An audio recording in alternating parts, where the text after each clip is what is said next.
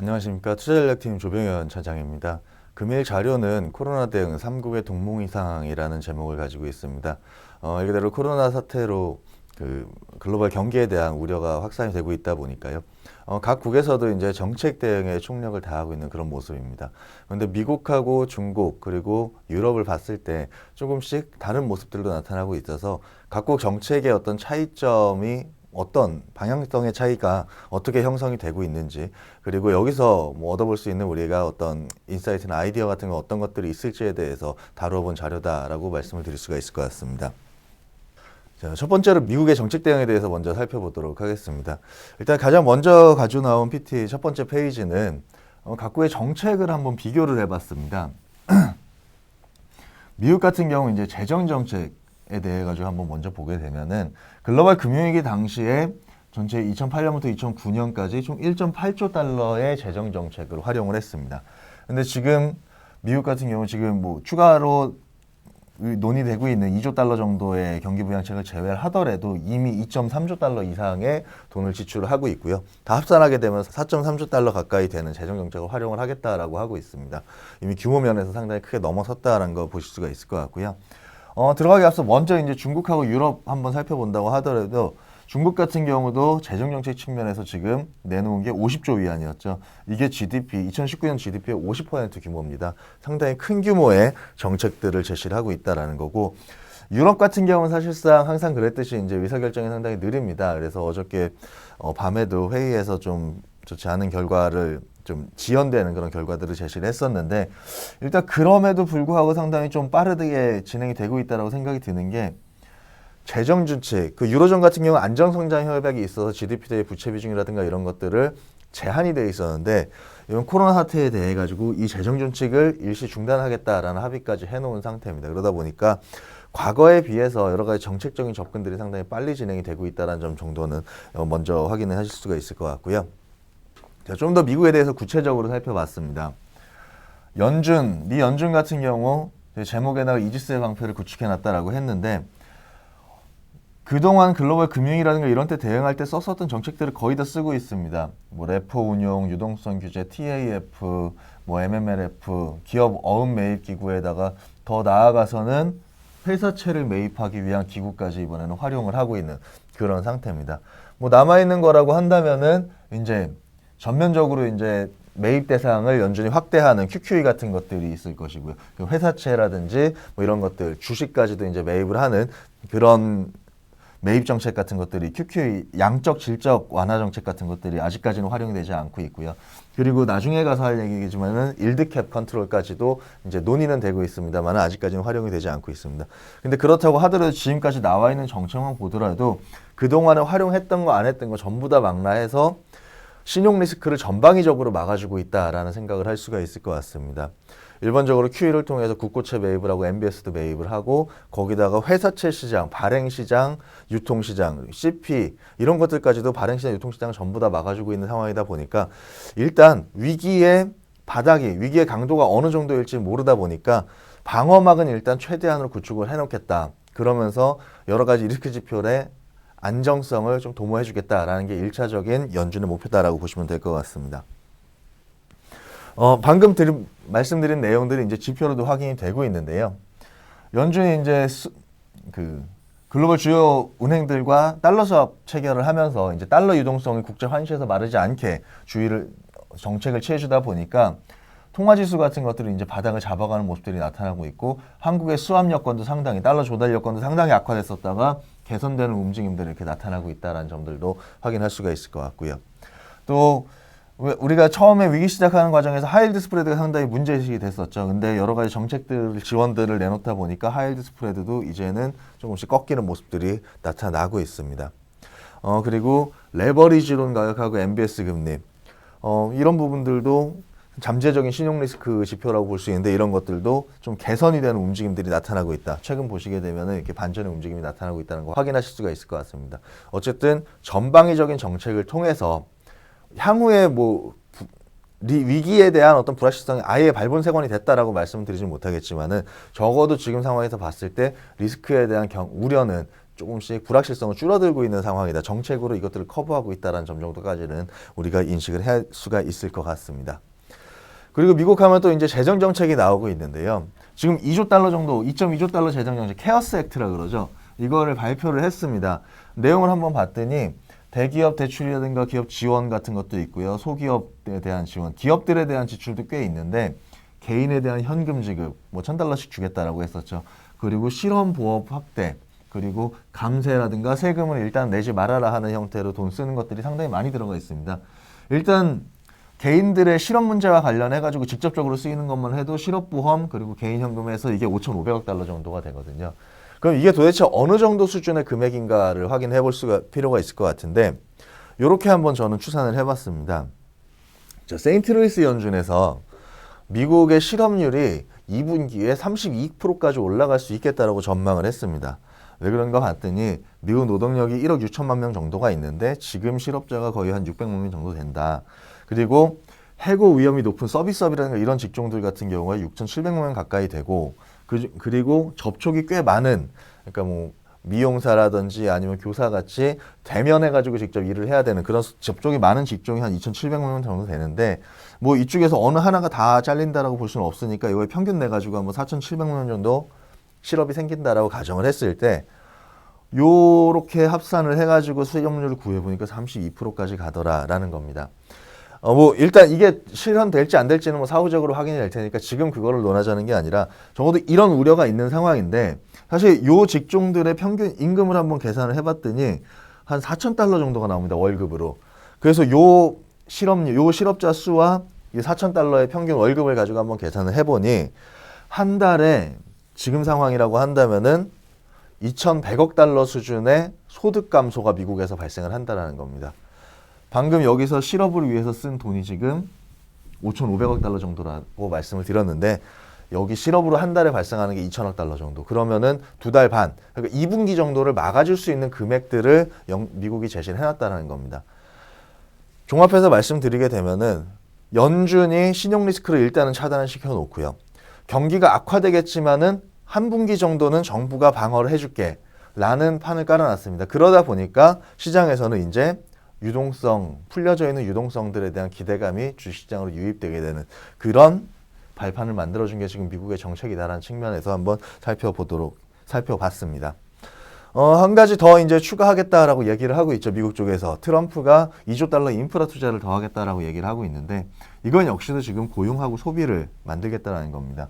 이게 미국 재무부에서 추정을 한 건데요. 인프라 투자가 실시가 되면은 건설 투자에 집중되는 비중이 높고 얘네들은 중산층을 부양하는 효과가 있다. 고용이랑 소득 쪽에서. 이런 것들을 살펴봤을 때 미국의 정책은 일단 소비 수요를 위축시키지 않는데 미국 경제의 70%가 소비고 그리고 미국의 소비는 전 세계 총수요의 25% 정도를 차지하고 있습니다.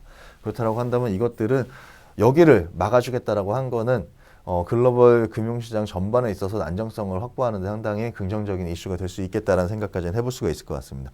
물론 이것들이 2분기 이후에도 더 장기화됐을 때는 추가적인 정책이 필요하거나 아니면 이건 매크로에 대한 불확실성이 다시 한번 증시, 금융시장의 변동성으로 연결된 가능성들을 내포하고 있습니다. 다만 적어도 2분기 현 시점에서 봤을 때는 정책에 대한 기대치가 높아질 수 있는 수준의 정책들은 충분히 제시가 됐다라는 측면에서 미국 쪽 말씀을 드렸습니다. 두 번째로 말씀드릴 부분은 중국인데요. 제목에 나와 있는 것처럼 경기 부양하고 새로운 기반 둘 다 만들겠다라는 게 중국의 입장인 것 같습니다. 자, 중국 쪽 같은 경우는 사전 먼저 이제 확산이 됐었죠. 그러다 보니까 심리 지표들 회복도 이제 먼저 나타나고 있습니다. PMI 상당히 서프라이즈한 결과 냈던 거 이제 확인을 하셨고요. 전반적으로 다 올라왔는데 보시게 되면 신규 수출 대부분에만 불확실성이 조금 더 남아 있는 그런 상태입니다. 근데 이거에 대해서 중국 통계국 PMI에 대해서 못 믿겠다라는 의견들도 상당히 있었어 가지고 뭐 크로스 체크 차원에서 한번 살펴본 건데요. 암참 그러니까 중국에 들어가 있는 미국 상공회의소가 있습니다. 거기서 기업들을 대상으로 서베이를 했는데 그 서베이 같은 경우에는 중국에 있는 중국 기업들도 있지만 중국에 진출해 있는 미국 기업, 유럽 기업, 다국적 기업들도 들어가 있습니다. 근데 여기서 한번 물어봤더니 언제까지 기업 활동이 정상화될 수 있을까요? 라고 물어봤습니다. 그랬더니 이미 정상화됐다. 22%가 응답을 했고요. 4월 30일까지 정상화된다. 23%. 꽤 높은 비중입니다. 거의 절반 이상이. 그리고 여기 3월 30일까지도 10%대. 그럼 결국에 절반 이상이 어느 정도 정상화돼서 돌아가고 있다라는 응답을 했다라는 거고요. 그리고 또 하나 공급 라인이 왜곡됐다. 이 부분에 대해서 인정을 하는데 언제까지 이 현상이 지속이 될까 물어봤더니 이게 3월 말 중순에 했었던 설문이거든요. 3개월이면 된다라는 응답이 80%를 차지를 했습니다. 거기에 더불어서 공급 체인 왜곡에 따른 생산 영향의 정도 슬라이트하다라고 응답한 답변 빈도가 50%가 넘어가고 있습니다. PMI 너무 서프라이즈한 결과가 나다 보니까 신뢰도에 문제가 제기되고는 있지만 같이 설문이랑 같이 한번 비교를 해보니까 그래도 최악은 지난 것 같다라는 기대가 생길 수 있는 정도의 움직임들은 되는 것 같고요. 다만 뒤로 가면서 이제 실물 위축은 확인이 될 겁니다. 지금 중국의 실업률 같은 경우는 사실 상당히 안정적이죠. 중국 같은 경우에는 체제 자체도 이제 실업률에 대해 가지고 상당히 중요하게 봐야 되는 체제고요. 근데 조사 실업률이 지금 6.2%까지 급등을 한 모습이 나타났습니다. 이런 그림들은 과거에도 본 적이 별로 없는 그런 모습이고요. 더불어서 이제 성장률 전망치도 수직 하락하고 있죠. 우리 연말 연초만 하더라도 바오류 얘기를 계속해서 하고 있었는데 반토막이 나버렸습니다. 그러다 보니까 어쨌든 뒤로 가면서 위축된 실물 지표들은 계속 확인이 될 것이고요. 이거에 반대급부로 정책에 대한 기대감들은 계속해서 남아있다라고 볼 수가 있을 것 같습니다. 근데 중국 정책하면은 잘 아시다시피 이거죠. 토목건설 인프라 투자 올드 버전이라고 써놨는데 글로벌 금융위기 당시입니다. 여기 한번 이 표 한번 쭉 살펴보시게 되면 대형 인프라 투자, 농촌 인프라 투자, 그때는 뭐 스촨성 지진도 있었으니까 지진 피해 재건 이런 것들로 해가지고 상당히 큰 규모들이 전부 다 토목을 기반으로 하는 인프라 투자들에 쓰였습니다. 그러다 보니까 실제로 GDP에서 이제 차지하는 그 기여도인데요. 투자가 위쪽으로 다 끌어올리는 역할을 했던 거죠. 그리고 이런 것들은 결국에는 사후적으로 얘네들의 중국 쪽에서의 어떤 원자재 수요라든가 이런 것들을 확충시키면서 우리나라의 차화점 랠리를 만들어주는 그런 단서로도 작용을 했었고요. 그럼 지금도 중국의 어떤 정책들이 똑같은 포커스겠느냐? 조금은 달라진 것 같습니다. 자, 소비와 신산업으로 포커스가 이동을 했다. 중국 정부가 제시한 어떤 내수 부양을 위한 정책 기조를 이제 여섯 가지 카테고리로 제시를 했습니다. 보시게 되면 제일 먼저 나와 있는 게 내수 시장 공급 개선, 그리고 소비 실적 제고, 그리고 소비를 위한 네트워크를 건설하겠다. 스마트한 소비 생태, 소비 능력 제고. 전반적으로 이제 소비에 대한 방점들을 제시를 해놓고 있고요. 물론 이것들을 제시하기 위해서 이것들을 진행하기, 이런 개념적인 부분들을 진행하기 위해서 제시한 개별적인 방법론은 이런 여러 가지 방법들, 뭐 인프라 투자들도 있고, 그리고 발전소, 소비 쿠폰, 재난 기본소득, 그리고 더불어서 신인프라 투자, 이런 여러 가지 방법론들이 제시가 되고 있는 그런 상황입니다. 방금 말씀드렸던 것처럼 소비를 키워야 된다. 그리고 그 과정에서 신산업도 해야 된다. 과거처럼 단순히 그냥 땅 파가지고 이거를 정부 지출을 GDP로 이전하는 이런 형태의 올드한 형태의 어떤 경기 부양이 아니라 미래를 내다본 소비 중심의 경제 구조를 만들고 그리고 미래 산업과 관련된 기반을 갖추는 형태로 정책 포커스를 이동해 가고 있다는 거고요. 이것과 관련해서 지금 가장 많이 뜨고 있는 개념 중에 하나가 신인프라 투자, 신형 인프라 투자입니다. 항목별 한번 보시게 되면 5G 통신도 있고 AI 데이터 센터, 그러니까 우리가 흔히 얘기하는 5G 카테고리들에 대해서도 상당히 큰 금액 비중을 활용을 하고 있고요.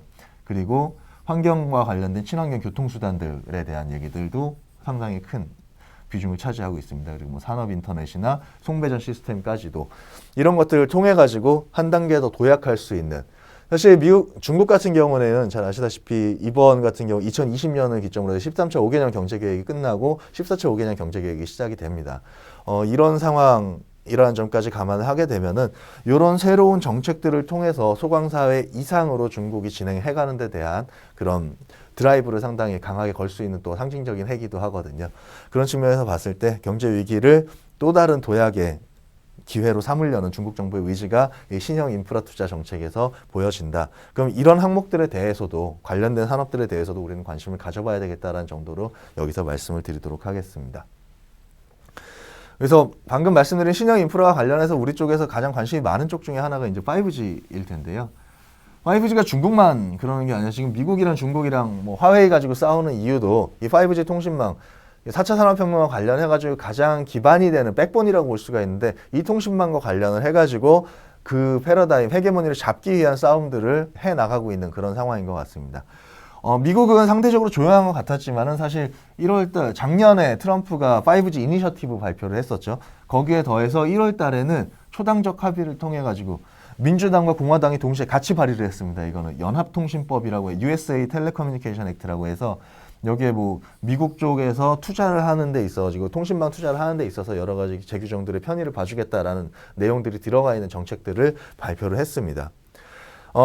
결국에는 미국 입장에서는 중국이라는 지금 5G의 가장 상징적인 존재 화웨이 같은 기업들이 없이도 선진국들 아니면 현재 선진 지정에 있는 기업들, 미국 기업들을 중심으로 해서 5G 투자가 원만하게 진행될 수 있다라는 걸 보여주기 위해서 유럽도 압박을 하고 자국 내에서도 인프라 투자를 진행을 하고 있는 상태고요. 중국은 우리가 상당히 에센셜하다, 필수적이다라는 것들을 보여주기 위해서 또 유럽에서 로비도 하고 자국 내에서도 상당히 빠르게 진행을 해나가고 있습니다. 결국 양쪽이 싸우면서 양쪽이 경쟁적으로 5G 인프라를 구축해 나가는 가속해 나가는 과정이라고 한다면은 이 산업은 우리가 좀 기회 요인으로 볼 수 있지 않겠는가라는 생각까지 여기서 전달을 해드리도록 하겠습니다. 세 번째 파트는 이제 유럽에 대한 부분인데요. 아까도 말씀드렸다시피 유럽은 상당히 좀 느립니다. 아무래도 국가들이 모여있고 서로의 이해관계 아니면은 조건들이 다 틀리다 보니까 지금도 결국에는 또 싸우는 모습들이 계속해서 나오고 있는데 그래도 기존에 비해서 생각보다는 좀 빠르게 나오고 있습니다. 유럽 집행위원회 같은 경우가 이미 이제 권고안을 4월 2일 날 제시를 했거든요. 이게 물론 각국 정부랑 유럽 위에 승인이 필요합니다. 근데 제시된 내용들 보게 되면은 일단 EU 재정 규정 완화시키겠다라고 하고 있고요. 전체 해가지고 여러 가지 정책들이 나와 있는데 2.7조, 2.8조 유로 정도 되는 금액을 지금 제시를 해놓은 상태입니다. 다 될지에 대해서는 아직까지 물음표가 붙어 있습니다만은 적어도 생각보다 빠른 움직임들이 나타나고 있다는 점 정도는 한번 유의해 볼 필요가 있을 것 같고요. 근데 유럽 같은 경우가 이번에 정책 쪽에서 되게 특이한 게 유럽의 그린딜 프로젝트라는 거 들어보셨을 것 같습니다. 올해 작년 연말에 2050년까지 탄소 배출 제로를 하자. 그래서 이 목표를 가지고 다시 한번 제정이 된 유럽의 기본적인 환경 산업 정책의 가장 근간이 되는 내용입니다. 그런데 재밌는 거는 경기도 나오려 이제 경기 침체 같이 이런 우려가 심화가 될 때 친환경 산업 같은 경우는 이제 기존에 있던 산업에 비용 부담을 만들어주게 되거든요. 그렇기 때문에 경기 부담이 생기게 되면은 이럴 때 환경 정책이 후퇴하는 경우가 많습니다. 글로벌 금융위기 때도 일정 부분 그랬었고요. 근데 지금 같은 경우는 재밌는 게 유럽은 코로나를 환경정책 후퇴의 빌미로 삼아서는 안 된다라는 게 앞서 말씀드렸었던 의회 차원에서도 공식적으로 코멘트가 되고 있는 내용입니다. 분명히 경제적인 충격은 있고 이것들을 하방을 방어하기 위한 실질적인 액션은 가져가야 되지만은 그렇다고 해서 큰 기조인 환경정책 후퇴는 용인하지 않겠다라는 거고 그렇기 때문에 우리는 12월 달에 제시됐었던 유럽 그린딜 프로젝트에 대해 가지고 다시 한번 주목을 해봐야 된다라는 말씀을 드릴 수가 있을 것 같습니다. 그리고 이 정책 내용에는 2050년까지 탄소 배출 제로를 달성하겠다고 했는데 여기는 상당히 좀 강도가 강합니다. 그래서 유럽 같은 경우 지금 국경 간 탄소세, 그러니까 자국 내 유로존 내에서 만들어 놓은 스트릭트한 환경 기준을 못 맞추는 어떤 공산품 같은 것들이 유럽 영내로 수입이 될 때 거기에 대해서 국경 간 탄소세도 부과를 하겠다는 내용들까지 포함이 돼 있어서 글로벌 전역적으로 환경 문제에 대한 환경 조치에 대한 어떤 재고를 해야 되는 그런 내용이다라고 볼 수가 있을 것 같고요. 독일 사례를 한번 들어봤는데 독일 같은 경우 상당히 빨리 움직이고 있습니다. 물론 재정 건전성도 워낙 좋기 때문에 또 빠르게 움직일 수도 있을 텐데 지금 1.1조 유로 코로나 경기 부양 패키지 제시를 했습니다. 여기 뭐 여러 가지 그 기업 대출이라든지 중소기업 지원도 하고 그리고 대출한도 확대하고 일단은 기업 중심으로 가고 있고 거기다가 최근에는 또 이제 소득 지원까지도 해주고 있는 이런 상황인데 코로나 터지자마자 저기서 재정 안정 협약에 대한 이야기 하자마자 1.1조 유로짜리를 상당히 큰 패키지를 제시를 해놓고 있는 상태입니다. 근데 이것과 더불어서 사실 이거는 지금 급해서 나온 거라고 치더라도 작년 같은 경우에는 그렇게까지 급하지 않았었는데 사이클 자체가 작년엔 독일 경기 사이클이 상당히 좋지 않았었거든요. 자동차 산업 위축되고 이런 과정에서.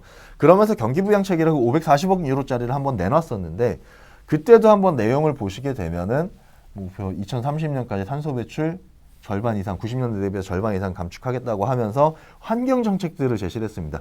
경기 부양한다고 하면서 다 환경 정책. 신재생 에너지에다가 전기차 그리고 난박 시스템 교체하고 철도 인프라 깔겠다 이런 얘기들을 하면서 경기 부양을 위해서 환경 정책들을 들고 나왔다라는 거죠. 결국에 이런 사례들을 보고 앞서서 말씀드렸던 그린딜 프로젝트라든지 이런 것들을 봤을 때 유럽 같은 경우에는 일단 단기적으로는 분명히 뭐 실업을 보완하고 금융기관들을 막아주는 정책들에 집중을 할 겁니다. 이제 나오는 정책들은 그런 것들이 나오겠지만은 그 이후에 조금 진정이 되고 나서 장기적인 성장 계획, 경기 부양책들을 제시를 할 때는 분명히 환경과 관련된 내용들을 다시 한번 강조할 가능성들이 상당히 높아 보인다라는 말씀을 드릴 수가 있을 것 같습니다. 이제 좀 정리를 해서 세 가지 3국, 미국이랑 중국이랑 유럽 쪽의 정책들을 한번 봤었는데 이걸 정리를 해서 말씀을 드리자면은 자, 최초에는 결과적으로 경기를 부양하기 위한 경기 하방을 방어하기 위한 정책들, 액션들을 가져갈 겁니다. 그렇기 때문에 이연 수요, 재건 수요에 대한 기대가 분명히 존재할 겁니다. 근데 아까 중국에서 말씀드렸던 것처럼 과거처럼 인프라 투자, 땅 파고 공사해가지고 일회성으로 만들어지는 그런 것들을 하겠느냐. 그리고 그것들이 다시 한번 뭐 올드 이코노믹 사이클에 상당히 강한 탄력들을 제시를 해주겠느냐. 물론 많이 빠져있고 충격을 많이 받았기 때문에 초기 반등 국면에서 상당히 강한 반작용이 나올 가능성들 충분히 있습니다. 그렇기 때문에 단기적으로 관심의 대상이 있는 거기다 유가까지도 바닥에 있던 것들이 만약에 $40 수준까지 회복이 된다라고 했을 때 그런 것들을 반영하는 과정에서 올드 이코노미, 올드 시클리컬 업종 같은 경우 워낙에 딥밸류고 그러면은 상당히 좋은 퍼포먼스를 초반에 낼 수 있는 가능성 배제하지 않습니다. 다만 길게 과거에 글로벌 금융위 당시에 차화정 때처럼 길게 1년, 2년짜리 이상 사이클이 나올 수 있겠느냐 이 부분에 있어서는 약간 물음표를 가지고 있는 게 자, 분명히 주식은 경기 침체 회복 구간에 상당히 강하게 올라옵니다. 주식시장 수익률 같은 경우도. 근데 한 가지 지금 저희가 미심쩍게 보고 있는 거는 구조조정이 진행이 아직 그렇게 강하게 안 됐다라는 겁니다. 과거에는 하이힐드 스프레드, 신용 스프레드 늘어나면서 실제로 파산이 급증을 했고요. 이런 상황들에서 정책들이 나오면서 이것들을 진정시키거나 떨어뜨리는 역할을 했었는데 아직까지 이것들이 본격적으로 파산들이 나오지 않고 있는 상황 하에서 정책으로 먼저 리스크들을 막아주고 있는 상황입니다. 좋게 보면은 별 충격 없이 넘어갈 수 있다는데 나쁘게 보면은 지금 잉여가 있었던 산업에서 구조조정이 전혀 안 되고 있다는 걸로 볼 수도 있습니다. 그 얘기는 다음 쪽에 도래할 수 있는 사이클에 대한 탄력을 제한해주는 형태로 작용할 수도 있지 않을까라는 생각까지 우리가 해볼 수가 있을 것 같습니다. 그래서 지금 생각하고 있는 부분들은 위기 사례 이후 테마는 새로움이다라는 겁니다. 뉴라는 건데요. IT 버블, 2090년대 말에 IT 버블 상황을 한번 생각을 해보시게 되면은 그 당시에 과잉 투자, IT 쪽에 과잉 투자로 인해 가지고 상당히 많은 기업들이 도산을 하고 완전히 체계가 바뀌었습니다. 시장의 구성 자체가 바뀌었었죠. 근데 그 이후에 가장 본격적으로 떴던 거는 브릭스입니다. 통신망 과잉 투자였긴 하지만은 IT 통신망 그리고 PC의 보급, 전산의 보급 이런 것들을 통해 가지고 세계화가 확산될 수 있는 기반이 만들어졌었고요. 그것들을 통해 가지고 헤드쿼터는 미국, 유럽에 두고 공장들을 중국, 인도, 러시아 뭐 이런 쪽에다 두는 신흥국들에다 두는 이런 움직임들이 나타났었고 거기서 자원들의 필요성이 높아지다 보니까 이제는 뭐 브라질이나 러시아 같은 자원부국들에 대한 투자까지도 같이 진행이 된 거죠. FDI 추이입니다. FDI가 글로벌 금융위기 이후에 급증하는 흐름들이 나타났었고 골드만삭스에서 그 브릭스에 대한 이름을 쓰기 시작한 것도 마찬가지로 2000년대 초반이었었죠. 그 당시에는 브릭스라는 거 새로운 투자 대상이었던 거죠. 그리고 글로벌 금융위기 이후로 와서 한번 보시더라도 오른쪽 차트에서 자, 한 번씩 움직이다가 2008년도에 우르르 망가지는 모습들이 나타났었죠. 그러고 나서 그 이후에 우리가 차화정만 기억을 하고 있지만은 2008년도 12월에 유럽위에서 기후에너지 패키지를 합의를 했고요. 2009년도 6월 달에 법으로 제정을 했습니다. 탄소배출권 거래제라든가 이런 것들 내용들이 포함이 돼 있었죠. 이러면서 이때부터 2차 전지라든가 재생에너지와 관련된 종목들이 상당히 큰 폭으로 움직였었다라는 점까지 확인하실 수가 있을 것 같습니다. 새로운 테마들도 분명히 형성이 됐었다라는 겁니다. 그렇기 때문에 지금 상황에서 우리는 단순히 딥밸류 뭐 이런 것에만 집착을 할 게 아니라 새로운 테마가 어떤 것들이 형성이 될 수 있을까. 언택트라든지 뭐 이런 여러 가지 이야기들도 나오고 있고 한 것도 사실이고 그런 종목들, 업종들에 대해 산업들에 대해서 분명히 관심들을 가져봐야 된다라고 생각을 하고 있습니다. 거기에 더해서 가장 큰 흐름에서 봤을 때 정책 간 교차점, 정부들이 의지를 가지고 진행해 나가는 부분들도 같이 함께 살펴보자라는 겁니다. 방금까지 살펴본 내용들을 요약을 해놓은 표인데요. 미국, 중국, 유럽 전부 다 대규모 통화 정책, 뭐 내수 지원하고 그리고 금융기관들의 시스템 리스크 막아주겠다. 첫 번째 목적은 이겁니다. 1차적으로 직면해 있는 것들을 경기 하방을 방어하고 금융 시스템 리스크를 차단하겠다. 그런데 한번 공통점들을 찾아보죠. 미국하고 중국 지금 통신망 싸움 하고 있고 데이터 센터 만들고 4차 산업혁명 시대 헤게몬을 잡고 싶어 합니다. IT 하드웨어랑 통신 장비에 대해 가지고는 이 두 미국과 G2의 정책 교차점이 형성이 되고 있고요. 중국 아까 보셨지만 환경 문제에 대해서 그렇다고 해서 소홀히 하고 있지 않습니다. 더불어서 유럽 대놓고 환경 문제를 중요시하고 있죠. 결국에는 친환경 테마도 중국과 유럽의 교차점에서 나올 수 있겠다는 생각까지 해볼 수가 있을 것 같습니다.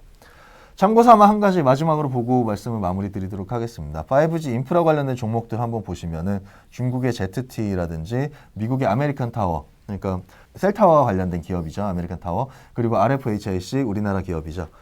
각각 S&P 그리고 코스피 상해지수 대비해가지고의 상대 수익률입니다. 최근에 관심들이 높아지고 있는 종목들이라는 것을 아실 수가 있을 것 같고요. 친환경 ETF 이번에 주가 빠지면서 조금 주춤했습니다. 분명히. 그렇지만은 자금 유입된 것들을 보시게 되면은 여전히 견조한 흐름들이 나타나고 있습니다. 결국에는 지금 당장 1차적인 목표는 결국 각국 정부들이 경기 하방을 방어하고 금융 시스템 리스크를 차단하는 건데 상징적으로 미국의 연준 그리고 미국의 2.2조 달러짜리 재정 정책이 하방을 잡아주는 역할을 했고 더불어서 이제는 유가가 하락을 하는 모습이 나타나다 보니까 트럼프가 나서서 중재를 하는 모습들이 나타내주면서 일단은 하방에다가 선은 그어주고 있는 그런 상황인 것 같습니다. 그러면 이제 그 이후 시점에 지금 안도감이 생기고 있는 상황인데 그 이후 시점에 향후 나올 정책들은 어떤 방향성을 가지겠느냐. 미국과 중국 그리고 중국과 유럽들의 정책 교차점을 살펴봤을 때 우리는 이런 부분들 하드웨어, IT 하드웨어, 5G 그리고 친환경 테마 이런 부분들에서 중장기적인 관점도 가져볼 필요가 있는 것들이 아닌가 이런 판단까지 전해드릴 수가 있을 것 같습니다. 금일 준비한 자료는 여기까지 말씀드리도록 하겠습니다. 감사합니다.